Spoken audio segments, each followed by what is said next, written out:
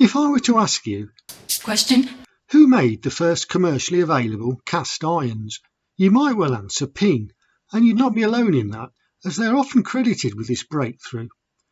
The very first irons sold by Ping were forged, and their first cast irons were the Carston K1 model, which came out in 1969. But cast irons had been in large-scale production for several years prior to this. The first company to realise the full potential for cast clubs was a relatively small business in a quiet corner of northern England. They produced hundreds of thousands, if not millions, of club heads, yet today their name and their huge contribution to golf is almost forgotten. This video aims to set that right. The design and manufacture of golf clubs has seen many changes over golf's long history. The earliest clubs were handcrafted using local woods that could be found in hedgerow or woodland, such as beech and hawthorn, by men who relied on experience, either learned or handed down. Today, clubs are designed with the aid of artificial intelligence and are manufactured to very fine tolerances using computer-controlled machinery. The evolution from handmade to AI-designed clubs has been a story of gradual development, interrupted by the occasional seismic change. Some of these upheavals are obvious to the eye of the casual golfer: the introduction of iron clubs or the development of the steel shaft. Others are less noticeable, but have a huge impact on club manufacture. The introduction of cast steel iron heads falls into this category. Forging an iron is a lengthy process requiring several stages and final hand grinding to achieve the club specification. Tolerances are difficult to maintain, and so the loft and lie for supposedly the same club can vary quite considerably. Casting offers the advantage of producing a uniform head that will always have the same loft and lie as the mould. Exactly when the first cast club was produced is hard to say.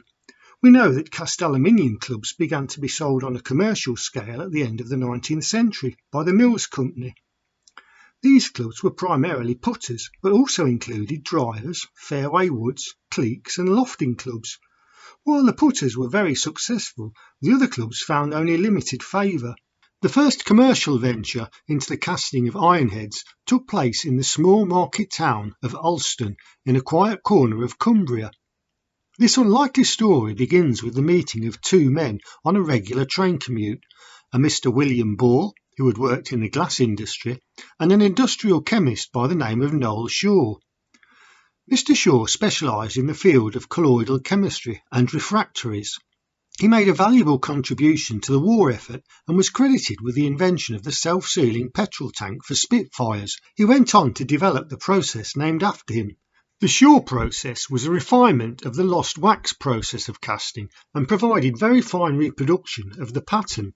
William Ball recognised the potential for using the Shaw process to make metal moulds for glassware as well as rubber and plastic products. In 1947, Mr. Ball took the courageous step of establishing Precision Products Cumberland Limited, or PPC, in his hometown of Ulston, Cumbria.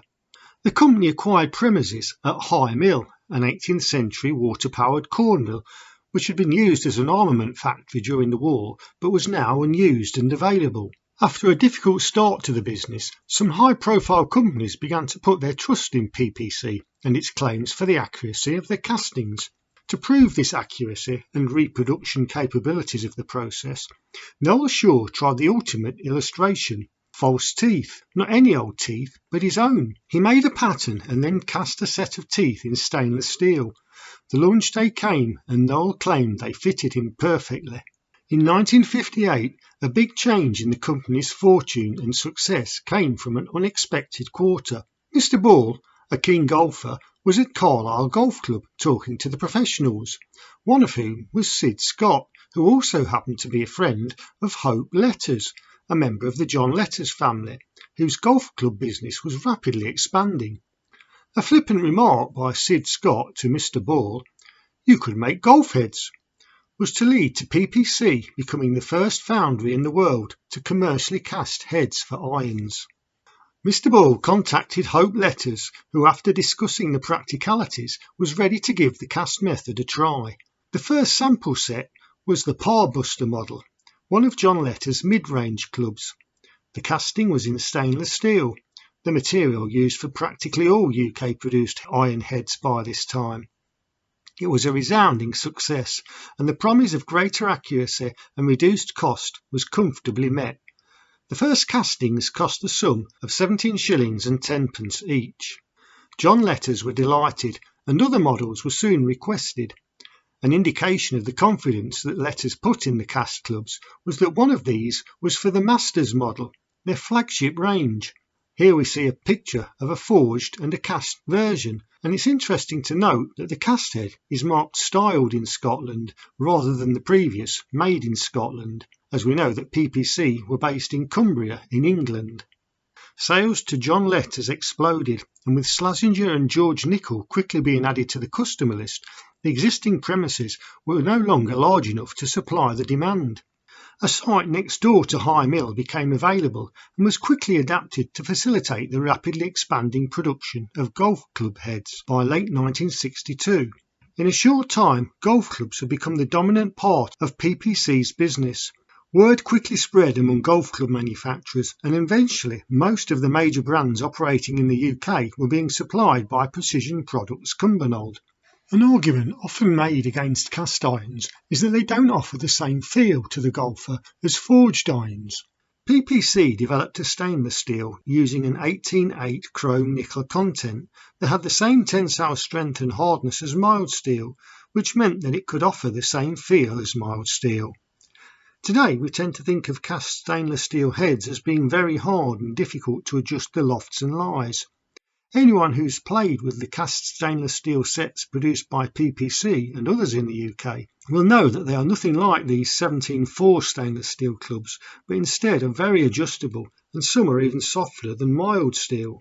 During the 1950s and through to the early 1980s, it was common for the star golfers of the day to have their names on the golf clubs of the manufacturers that sponsored them. The castings produced by PPC were, for the first 10 or 15 years, almost always a blank that had no lettering or face grooves on them at all. The stampings and grooves were applied by the club manufacturer using a machine that pressed the lettering stamp and groove patterns into the club as the stamp passed under a roller at great pressure. This meant that a single club design could have more than one name, as was frequently the case when men's and ladies' models of the same design were produced. For example, the Jack Nicklaus and Jean Donald irons produced by Slazenger, as shown here. At its peak, 50,000 iron heads were being dispatched from PPC every month, and the workforce had grown to nearly 100 strong.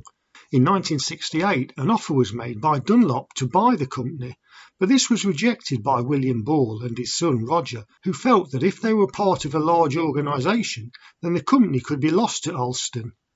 They had a great allegiance to both the town and to their employees. By 1969, the demand for golf clubs was so high that once again the premises at High Mill could no longer cope.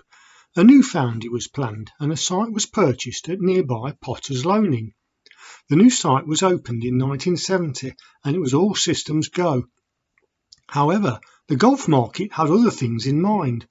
After 2 decades of growth, both in the number of golfers taking up the game and in general sales overall, the 1970s saw a slowing down in the number of new golfers, and with it the sale of equipment. Add to this the lost wax process, which had been revived in the 1960s and was heavily involved in the aerospace industry, suffered a major blow when the missile program ceased. Lost wax foundries were looking for new markets, and some tried the golf industry. They were offering cast-in face grooves, names on the back of heads and numbers on the soles of the club, as shown by this advert by FP Castings Limited from 1973. PPC had until this time always been wary of casting grooves in the face due to the rigid rules of golf, which at the time stipulated that grooves had to be V-shaped and the width of the groove was strictly specified as a percentage of the total face. It was impossible for any casting process to cast a perfectly flat face, and so the face had to be flash ground to make it flat. Depending on how much was ground off, the grooves varied in width, which then made it illegal according to the rules of golf, and so PPC had always left the making of the grooves to the golf club manufacturers. This fact was ignored by the lost wax foundries, possibly because the groove measuring process was difficult and no one actually took the trouble to measure them accurately. As if this new competition from lost wax foundries were not enough, more overseas club manufacturers began to focus their attention on the UK market. Golfers were attracted to these exotic brands, even though the prices were often higher than those of the home manufacturers. UK manufacturers lost out, and another dent was put in the demand for PPC's products. Casting golf clubs had made up to 75% of the business of the company, so this marked downturn meant that the two founders were now operating at less than half capacity, and new markets had to be found. In the mid-1970s, it was realised that the Shaw process ideally suited the production of pump impellers, and Ingersoll Rand became one of the first customers for this product. The pump business thrived and soon overtook golf clubs as the major product. In 1982, it was decided to close the High Mill foundry and move all foundry production to Potter's Loaning. This was pretty much the end of the golf club era for PPC, apart from a small number of special commissions. But there's one delightful story that's well worth telling.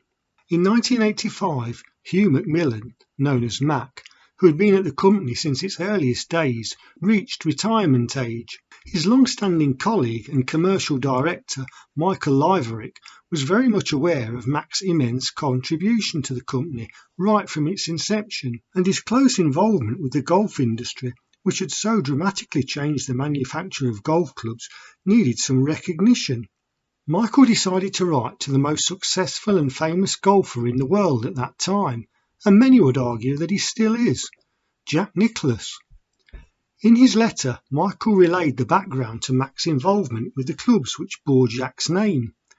The first of these was the Slazenger Jack Nicklaus World Series, released in 1964, and he asked if Jack would write a letter to Mac as a memento.